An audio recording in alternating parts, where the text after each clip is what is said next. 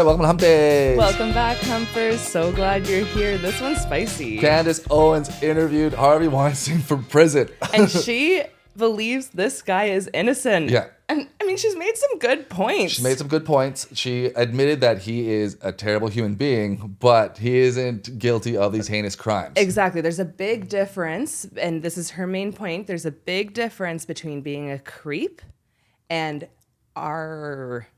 people, right? And that is the key differentiator in this case. And Harvey himself in this interview is bringing up, like, I did make passes at people. But making a pass at someone and, cheating on your wife isn't really a crime to be put in jail for, right? It's interesting. Yeah. Well, his argument is like a lot of these payoffs were because, to keep them quiet. And he had the money to do it. Yeah. So that was what his do you mean the payoffs? Well, he paid off a lot of girls, like Rose McGowan, Ashley Judd. It was just like all these accusations that were like, I paid them off. Yeah. Because I didn't want to deal with them anymore. And it's like, if you ever seen Rose McGowan, Ashley Judd interviews, they are kind of crazy. Like, Ashley Judd has a famous feud with her sister, Winona Judd, who's a famous country artist, and like they hate each other. They are all both kind of crazy, always going after each other. Not saying that like what she said might not be true, but I mean, it just like the stories don't, like this timelines don't corroborate. Like one of the timelines was that she brought up on the show, we mentioned last episode, was the fact that one girl that accused him on the stand, the date that she accused him of, afterwards, there's email evidence of her still wanting to hang out with him. The evidence of like, hey, I have my mom in town. After the supposed horrific incident. After this horrific incident, I have my mom in town. And then she says, I can meet Thursday, but you still want to hang out with me and my mom? He's like, yeah, sure, we can hang out with you and your mom. Yeah. And another girl said, that accused them. But that's funny because it's like, who on earth would be AR'd, essentially, and abused and sexually molested by somebody, and then just like instantly introduce them to their mom? Yeah. I mean, it's a careful thing, right? Like, I mean, I've had, sexual abuse happen to me, and I wouldn't say that I mean, you don't necessarily just go and cry and, it's not a traditional reaction, right? That people go through. You do kind of go on like normal, but I certainly wouldn't want to introduce that person to my mom. That seems a little bit, it's just starting to be like, I don't know. Like, I think this believe all women thing is not really, this is getting unpacked here. And this is worth paying attention to, and it's very interesting because this could even be like the death of feminism overall. Yeah. At least the version we know today. Well, that's what they're saying. That's what they're saying what the court case was. This was literally the first time in court where it's like you had people on the stand, they're accusing of things that had nothing to do with actually happened about this case. So he was being accused of these certain acts, and they had people on the stand that just brought up things from the past. Yes. So it had nothing to do with witness from this case, other case. So it was just the first time in court history where it was literally just believe all women instead of innocent until proven guilty. Yes. And that's the case that they're making. Yes. So another woman that accused him of it, after the date that they accused him of, she's emailing him as well. It's like, hey, I'm going to go start being a yoga instructor in England. If you have anything available out there, let me know. Yeah. And it's just like, okay, well, that's another thing where you're being friendly with him. It's just like you're asking him for favors. And it's just other than like, hey, I'm moving to England because I want to be away from you. It's just like, it's all that stuff. But like the Gwyneth Paltrow thing was like the most shocking. That is the most shocking. Yeah. Let's get into Gwyneth Paltrow here. Let's get into the craziness of Gwyneth Paltrow, because I don't think anyone really realizes how crazy that woman is. Yeah. So there's a layers to this lady. So let's listen to the interview this is on Howard Stern. This is her describing what happened with Howard Stern. Yeah. This is when the whole height of the issue is going on. One instance in a hotel room where he made a pass at me. And then I really kind of stood up to him. I told my boyfriend at the time, Brad Pitt. We were at the opening of Hamlet on Broadway that Ralph Fiennes was in Hamlet, and Harvey was there, and Brad Pitt. It was like the equivalent of throwing him against the wall, energetically. What he did was he leveraged his fame and power to protect me at a time when I didn't have fame or power yet. Right. Wow. It moves you. Yeah. It was Gwyneth Paltrow doesn't have fame or power. Let's unpack that. Gwyneth Paltrow doesn't have fame or power. She's the epitome of a nepo baby. Her mom won a Tony Award. She's been nominated for multiple Emmys, but like this happened around 95. So like before that, her dad was Who is who? He's a famous movie producer, TV producer. At the time in 1995, his net worth was $30 million, which is a lot. Like equivalent today, So that's she has like no power. no She has no power. power. This like the definition of a nepo baby. Yeah, she grew up poster in a child. 7,000 square foot mansion in Santa Monica, built by her dad's movie producing credits. And not even just rich. Her mom is. An actress, so connections. Who is she? Blythe Diner. She was the mom in Meet the Fockers. So Yeah. everyone like nowadays, that's what we know her. So like that's what she's known by. She's on a lot of TV shows as well. She's a lot of credits. So it's just like your mom was a famous actress. You had an in. You were a nepo baby. Yeah. So she's being like, I had no power No in power. the industry, even though she had all the connections that you could ever dream to have. And then saying things like throwing him against the wall energetically, like there was some confrontation here. Like it. Anyway, Harvey goes on to say that he's like, I certainly did make a pass. Yeah. I did make a pass. Yeah, he said I made a pass, but it was like I asked her, like, hey, she's like, oh, how can I pay you? As she's walking out the door, he's like, how about you give me a massage? And she went, ew, gross. Yeah. And that, Which is gross. which is And I- gross. It and is I gross. know. That is disgusting, and that's probably what he did to a lot of girls, and a lot of girls probably said yes. So it's Yeah. like if you agree to like. That's how you stop bad behavior. Like our friend Ariel Isaac Norman, she has a joke that said, ladies, if you demanded a guy have a headboard before you sleep with him, every man on earth would have a headboard. So it's just like women have said yes to that before, so that's why he kept doing it. Well, I guess. Not condoning it, but it's just like it has worked in the past. He shot his shot with her. It didn't work. Yeah. And then she's saying that like she has no power. That whole meeting was about how she can get out of a movie with Woody Allen. Yeah. Who is a very big movie director, and And a problematic one. a problematic one as well, and then Another weirdo. another weirdo.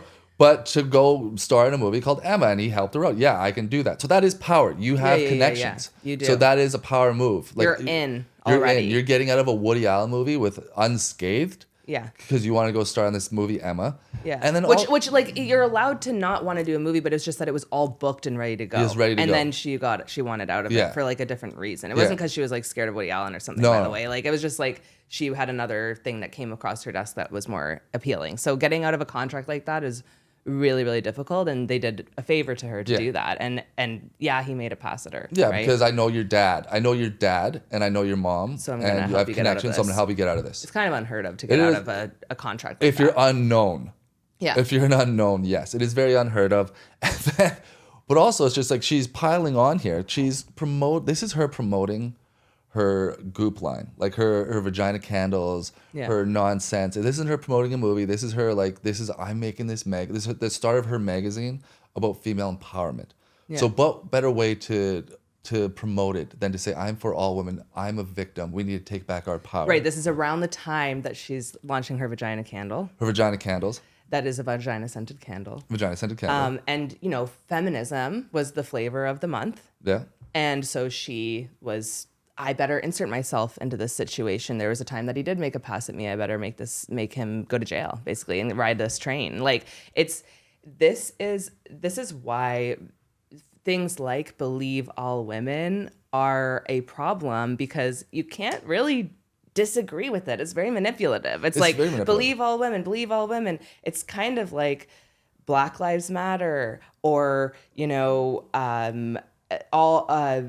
being pro-life, right? It's like you kind of look like an a-hole if you go, no, maybe not. Like there might be some problems here, and it's like or oppose it in any way. Yeah. And so it's used as this like, guard or shield to like do scandalous crap. Like we know that with like Black Lives Matter, it was kind of co-opted, just like this feminism, to kind of like make a bunch of money. This one group of group made a ton of money, right? And Yeah, so like it's the leader of the, like you brought up Black Lives Matter. The leader of the Black Lives Matter, she is getting arrested for... She's now arrested, for embezzling all the money from it. Yeah, So she it's didn't just really like- do anything with the money, and people just donated because it sounds good. And then anybody who opposed it was like, you're a racist. Yeah. Like, same with this believe all women thing. It's like, Well, sometimes there's an Amber Heard. Yeah. Right. And sometimes someone's trying to sell a vagina candle. Yeah. Right. And you have to, like, now we're just starting to realize this. And so, yeah, it's sort of like there are instances, breakdown of feminism well, overall. there are instances right after that incident happened. She's thanked him on multiple occasions. Not only did she thank him, she went on to do 8 movies with him after that. Thanked him at the Academy Awards for winning an Academy Award. She won an Academy Award for him for Shakespeare in Love. Yeah. And then when he wasn't at the Golden Globes because he was sick, she's like, oh, this one's out for you because we miss you. Get well soon. Yeah, like, it's yeah. unprovoked. He didn't ask her to do that. No. And then after she broke up with Brad Pitt, her next boyfriend was Ben Affleck. And if Ben Affleck believed that actually happened, the first thing Ben Affleck did when he won that Academy Award, thank you, Harvey Weinstein. Thank you so much. Thank you. Like, if you actually believed that happened to her, Yeah. which was like, then you wouldn't have thanked Harvey Weinstein. Right. And like, You wouldn't have gone out of your way You wouldn't have to gone do out of it. your You way. would have been like, hey, No. I kind of don't want to do this. I kind of don't want to do this. Or But- like, can I just, yeah. yeah. And I think she also has a kink for guys that like lose their cool. Because like, I think she told Brad Pitt that, over exaggerated, and then Brad Pitt went off on him. Yeah. Well, it is hot when a guy stands up to you. Let's be real. Yeah, like, it is. it'd be like, he looked at me. What are you doing? And then Yeah. you're just kind of like, ooh. Like, I don't know. Yeah. Like, she's probably one of those. I don't know. A lot of women are like that. And yeah, she did. And then also like with Ben Affleck has a temper. Because we saw her interview with Call Her Daddy, and like she asked her like, can you compare the 3? And Of her boyfriends. Her 3 boyfriends, Yeah, between yeah. Brad Pitt, Ben Affleck, and Chris Martin. Yeah. And with the Brad Pitt one, she's like, oh, Brad, like, yeah, like, you know, like, Yeah, he was so hot. And like, Ben, like, yeah, we get in these arguments, but then afterwards we'd make up. And it's just like, and Chris was fine. yeah. He was probably like the stable one. He was a stale one, but she didn't like it. Yeah, you know, yeah, it's just yeah. like she tried everything to provoke Yeah. him into a fight. She's like, Yeah. let's name our kid Apple. And he's like, all right, really? Apple? And the next one, can we name Pineapple? Well, no, that's too close. Oh, I knew it. It's okay, fine.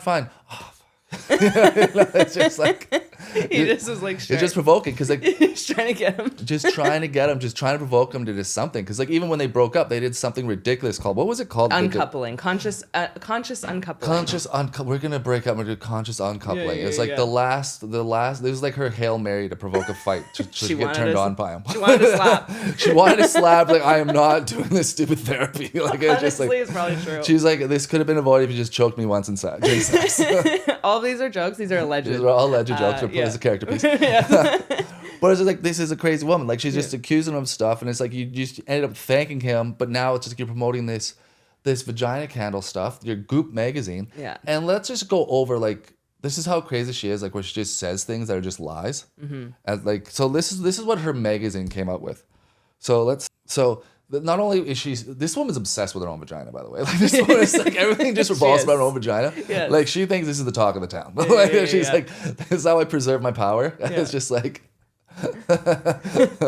which is kind of like, in a way, it's just like, yeah, in order to get ahead in life, you have to have a good vagina. Yeah. It's What kinda did she do with her subliminally saying it. vagina? Tell them. So this is what she did. Vagina steaming was Yep. something she promoted. Was Paltrow endorsed vagina steaming? Honestly, it sounds really good. I feel like I would like Well, it. describing it as sitting on a mini throne with infrared and mugwort steam to cleanse the uterus. She admitted it seemed insane, but claimed it had healing properties. Yeah. Despite gynecologists dismissing it as ineffective and potentially incredibly harmful. It sounds good in theory. And Give it a spa day. also, next one is the jade egg for yoni. Anyone Yeah, knows that yeah. yoni is? It's all about the stuff that goes on in the vagina. You put stuff in it. Yeah. Goop promoted the jade eggs to be inserted vaginally to enhance sexual energy, balance hormones, and strengthen pelvic muscles. Paltrow stood by the product despite a $145,000 lawsuit, unsubstantiated claims, and warnings from experts about risks of toxic shock syndrome. There you go. And There you go. there's more. And This Smells Like My Vagina candle, Paltrow launched a $75 candle, They are $75. which she later called a punk rock feminist statement. This is what she was promoting on Howard Stern, by the way. Yeah. Her punk rock statement. She wanted to have a thing to be punk rock about and rebel against so bad. Yeah. And then the body vibe stickers. Goop claimed that this $120 sticker, $120. she claimed that these $120 stickers, This is before inflation. She said this was made with NASA's. $20. She said this is made with NASA's conductive carbon material, and could rebalance energy frequency. Paltrow admitted to not fully understanding the science, and then NASA rebunked the claim, saying, "We don't use any of these materials. Like, you're lying. We don't use any of this stuff." She's just like ripping off women left and right. She's lying. It's just like, and the conscious uncoupling. Yeah. Paltrow polarized this term for a divorce with Chris Martin, admitting to Howard Stern that it was a goofy phase, and promoted this gentle breakup philosophy, and has been mocked for it, and has been mocked for it, having multiple therapists and psychologists saying this is not good for couples. Yeah. It doesn't seem good. This one's funny. The bee sting facials. What? Paltrow endorsed apitherapy using bee stings for supposedly anti-inflammatory benefits. She admitted to trying it herself. So stinging your face. Stinging your face with bees. Wow. Despite medical warnings about allergic reactions and lack of evidence. I honestly think she's just so bored and just trying to be just interesting, inserting herself into all these random things. Well, this one's good. What one? The $15,000 gold-plated vibrator. Oh my God. She made a 24-karat gold vibrator, which Paltrow endorsed as part of her luxury wellness vision. Its exorbitant price and questionable necessity made it an easy target to ridicule. Okay, that one is necessary, and if you don't buy that for me, you don't love me. Yeah, exactly. I need that. I want that. Okay, half the things I want. Why is that? Oh my God, the feminine urge. The feminine urge. The coffee, and this one, coffee enemas. Okay. She recommended a $135 glass jar for coffee enemas. To like put it up your butt? Put it up your butt. That's an enema. You need to detox your butt with coffee. $135 coffee. I would get it if it was like to consume things that had a lot of calories, but like coffee doesn't even have calories. I'm just going to drink it. Experts have criticized this as dangerous and ineffective, making it a prime example of Goop's outlandish health claims. It's weird because coffee is a natural like enema. Yeah, it definitely clears your system when you drink it, and it's like there's no point of putting it up your butt. I don't get it. That's so funny. Yeah, so she's just like a kooky broad on the go, and I think that with something like when you're oh, sorry, are you annoyed with me? No, okay, I'm just sorry. like, yeah, I'm annoyed with that. Okay. I'm annoyed with that. I was like thinking like this is what happened when like Louis C.K. was under attack too. Like, let's talk about that Me Too time. And like Louis C.K., when he was Me Too'd, he's a famous comedian. I don't know if you guys know him, but he basically had a similar type of thing happen where a bunch of women came out and were like, he approached me, he like masturbated in front of me and like all these things, right? And it's like basically ruined this guy's career. Yeah. And it turns out that he was just a weirdo, right? He was a weirdo. And with Harvey Weinstein too, I feel like it's like being jailed for this type of stuff is pretty extreme. Mm-hmm. I think it is punishment enough for the world to know you're freaking weird, right? Yeah, like let everyone know that he made a pass at this person, he made a pass at this person. Like all of this can happen, and his reputation can be like forever harmed. And because I'm not saying this guy should be getting away scot-free and we should be like, yay, like give him more movies. He's amazing. Like obviously he's weird. Obviously it makes sense for Hollywood to just be like starting to understand that, sleeping to get the part isn't really the best system, right? Mm-hmm. It's not good for you, but it's like, it is enough punishment to these guys to just be like, let the world know that that's what happened to you. But putting them in jail seems like, I guess that's just kind of what this is about, right? It's kind of like, maybe we don't jail everyone and put them away and make them scared of like ever, men approaching women in general, right? Yeah. Well, exactly. Like everyone, like they're all making it about themselves. So instead of like getting women together and telling their story, let's share our stories. It's like these people came out and just made up a story. Yeah. So you don't see them coming together and saying like, yeah, this was bad. Like, what was your story? Let's get together and just talk about it and just come together. Every single one of them made it about themselves. So Gwyneth Paltrow made it about herself. Mm-hmm. And her vagina candle. And her vagina candle. She was like, I'm here to help anyone else that was affected by it. Just come forward and then we can talk about it. Have the financial means to help you. She does have the financial means. Like you're charging $15,000 for a dildo. Like you have the money. Like, it's just like that is on my Christmas list. Yeah. 100%. If you guys, if when we reach 1 million subscribers, we'll put it right here. Yes. We'll put it right here. Yes. We will support her. We'll put it right there. there. But it was definitely a thing where it's like everyone just made it about themselves and how do they further themselves and their fame. And that's what Hollywood is. They do these things, they lie, they do terrible things to make it about themselves. And it's not like Harvey Weinstein was the first. Like, it goes all the way back to Roman Polanski. Yeah. Which I don't know if you guys know who Roman Polanski is, but maybe you guys do know about this. I certainly didn't. You didn't know, but Roman Polanski was a famous director in the 60s and 70s. He was super young. Super young, the it guy. He married Sharon Tate, and you guys might know Sharon Tate because she was part of the Charles Manson murders. Like, they broke into, when Roman Polanski was out of town, they broke into Sharon Tate, murdered her. Yeah. And she was pregnant. When she was pregnant. It was horrifying. And then after that, Roman Polanski kind of went into depression, but he still had these Hollywood parties, and he was the it director. So every model, actress wanted to go to him and try to get a part. And this one woman brought her daughter there, and she was trying to get a part, flirting with him. And you shouldn't bring a 13-year-old kid to a Hollywood party. This is like, Roman Polanski was the modern day equivalent of a Diddy Freak-Off. Yeah. That's what his parties were like. And then Roman Polanski hooked up with her 13-year-old daughter. The cops got involved, and then Roman Polanski basically just had to. He's in France now, and he's not allowed here in the States. Yeah. Because they're gonna arrest him for it. And so, but he still made movies, and HBO came out with this documentary back in 2008, where you had Mia Farrow, you had all these Harrison Ford saying this is unfair. You know, the girl forgave him. He should be in jail. And then all of a sudden, this Me Too thing comes around because they wanted to work with Roman Polanski. Yeah. They all had to fly over to Europe to work with him. They didn't want to do that anymore. Wasn't there like a documentary that came out about him? Yeah, the one I'm talking about was HBO did a whole documentary on how they should. Positive spin on what he did, and it's like you slept with a 13-year-old girl. And like that's cut and dry. And the other thing is like, well, that's what Hollywood was. You didn't know that it was the time. People just did that. Yeah, it was just like.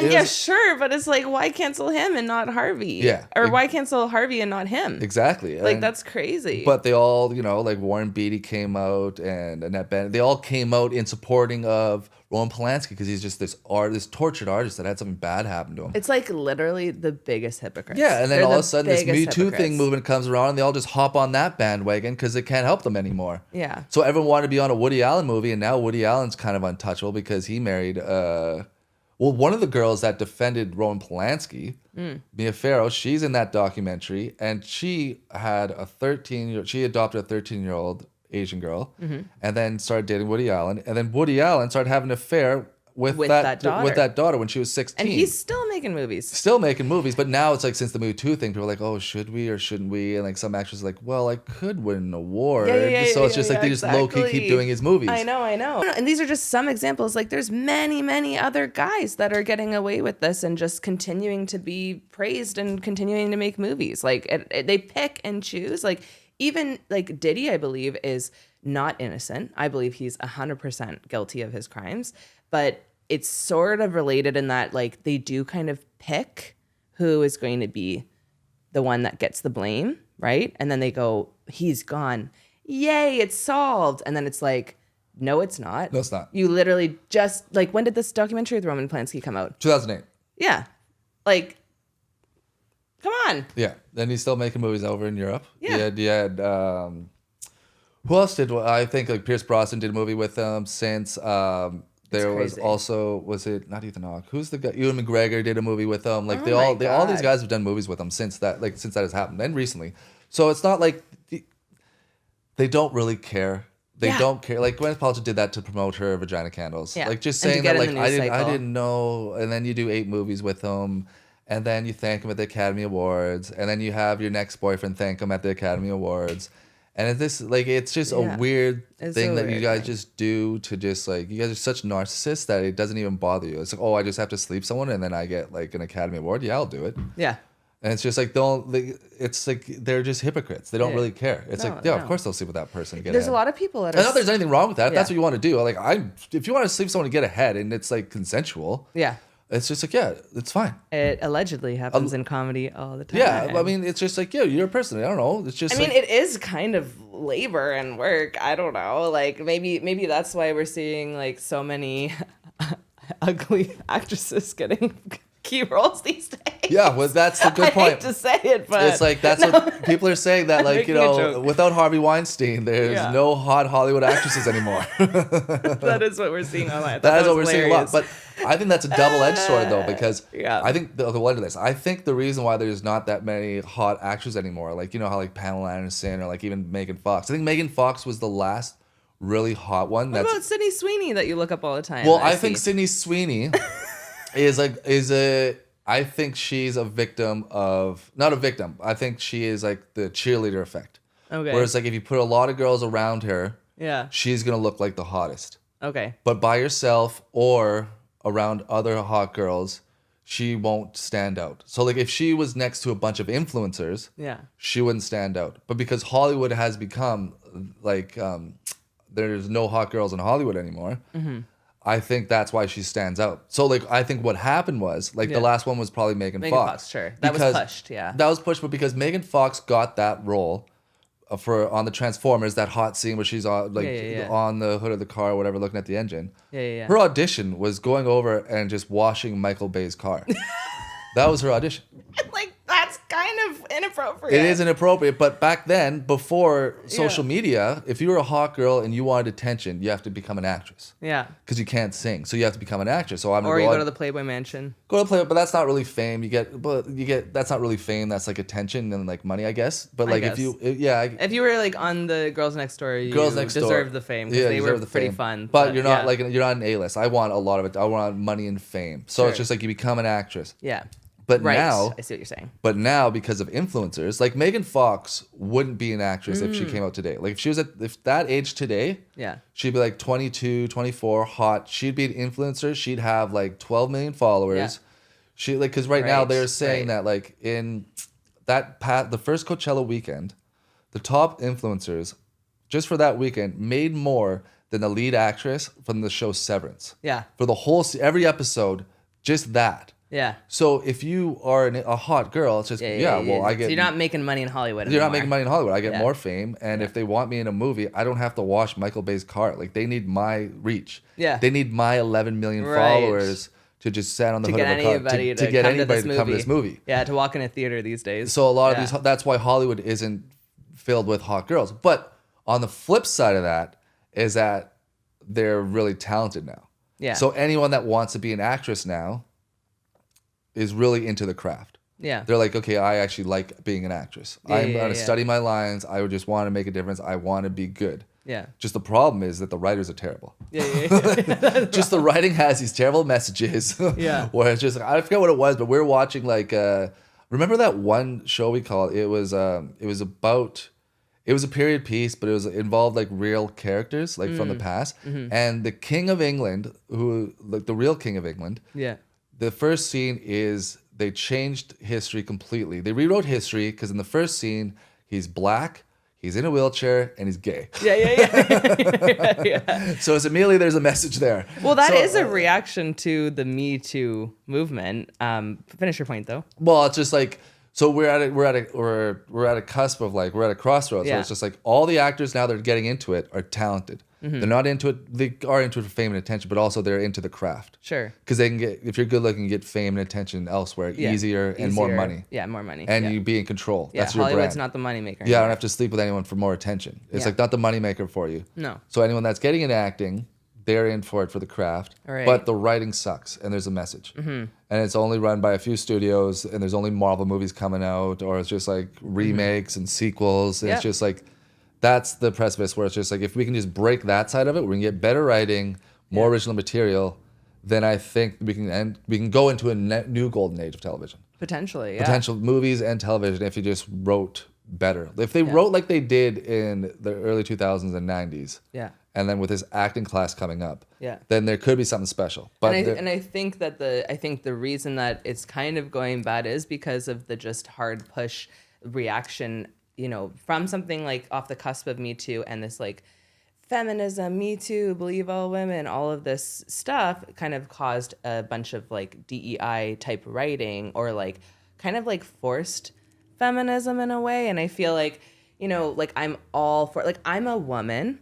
So I actually shockingly love content that's made for women. What? What? I actually do, And so like there is and there always has been a place for this. So I'm not saying, don't write stuff for women and that there shouldn't be more of it. I mean, I'm ready to consume it. But it's very different when it's like forcing something, being like forced feminism of like Ghostbusters, but all women, right? That feels very like, But something like Bridesmaids or Kill Bill is sick, right? Like everyone's all for that, right? When it's written and it makes sense and it's telling a woman's story and it's purposefully built around that, sure, great. And I honestly think that there's a huge audience and there's money for it. Like forcing it and being like, hey, we're giving away, $100,000 million or whatever in grants for female writers, and people are just going to be like, I want that money, so I'm going to like force a shitty story out, right? But it's like it's not like the world isn't wanting this stuff. Like I think Ronda Rousey put it really well. Like she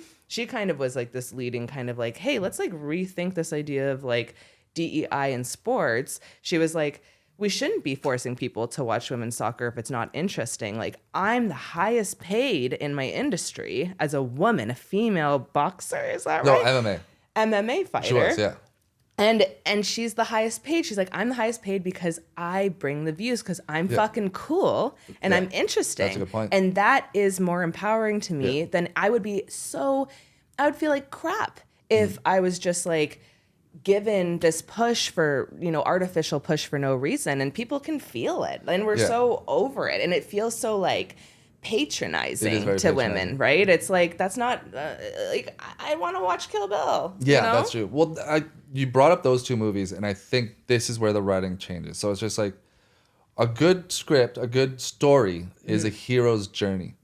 So a hero's journey is like you start off at your low point, your lowest point. You're starting off at your lowest point. So that's what Bridesmaid was. Like you look at like Kristen Wiig. You look at her. She's at her lowest point in life. She's like dating a guy that she doesn't really like. All her friends are getting married and successful. She doesn't have any money, and she's like not really a good person.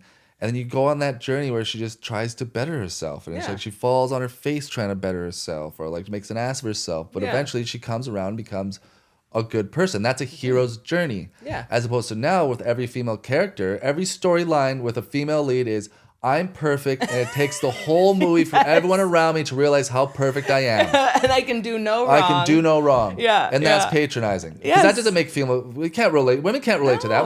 And women that can relate to that are narcissists. They're the worst. I'm perfect, and you're right. They're the Meghan Markles of the world. Yeah, it does take everyone to realize how perfect I am. Yeah. And then people like Meghan Markle, Gwyneth Paltrow, Blake Lively, on and on, they're going to be the ones that go, oh yeah, okay, this works for me. I better use this as a shield. And I'm going to be like, yeah, I'm actually the biggest feminist there is. And it's just like, it's exhausting. Yeah, so, the patriarchy is the reason why I'm not getting ahead in life. Yeah, everyone. And then they go, oh, that's true. Oh, I guess that feels bad. If I oppose that, it makes me sound really bad if I'm like, women shouldn't get all up. Like, it's challenging it's nuanced, right? Yeah. It's challenging to come out and say these things. Like, I'm sure we'll get hate even just saying this. So it's frustrating. Do you think that Candace Owens, some people online are saying that Candace Owens is just always trying to hop on the next thing to just like get attention, and that she's actually being like manipulated right now actively by Harvey Weinstein? Like, do you believe that?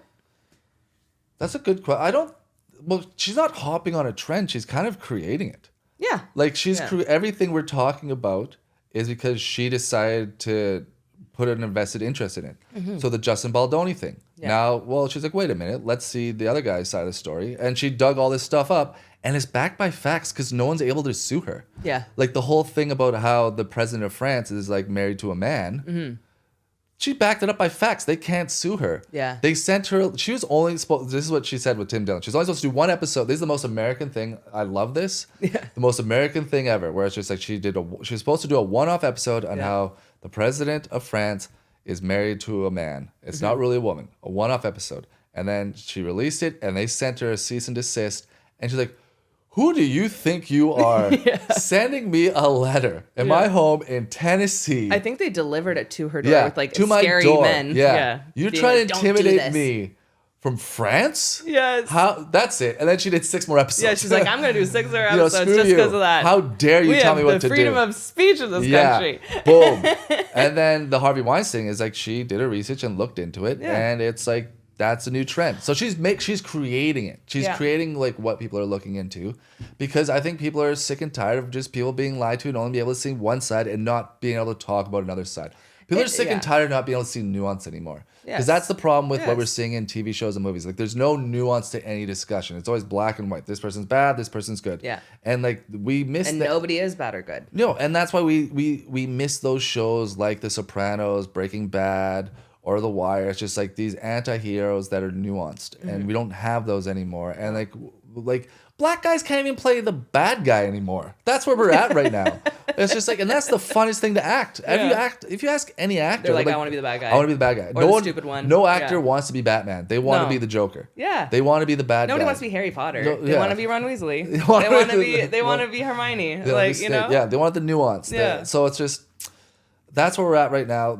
I think Candace Owens is just showing nuance to an argument. This guy is a piece of crap, but it's not technically a crime. It's not technically a crime. Yes. So you can't. Are we in a situation now where it's like you can just put how you feel about a person is enough to put him in jail for this crime, even though he's not guilty of this crime? And that's the discussion people are having. And then she goes, now I'm thinking, what else could this be covering up, or why was he chosen, right? And she did ask, who's behind this? Yeah. She wants to know who's behind this. Yeah. And he's reluctant to say. So I think that might come out. I think they're really reluctant. Yeah. Because I think he knows. He knows who are the people trying to push him out. Yeah. It's fascinating. It is fascinating. And I think she is somebody who like is willing to change her stance. And I think that we're in a world where everybody is just like siloed and pandering. I think people are often putting her in that category for some reason, just because she's outspoken and people think she's like pandering to the conservatives or whatever, but she's actively criticizing Donald Trump now. And she voted for him. And she was at one point really liking him. Now she's saying,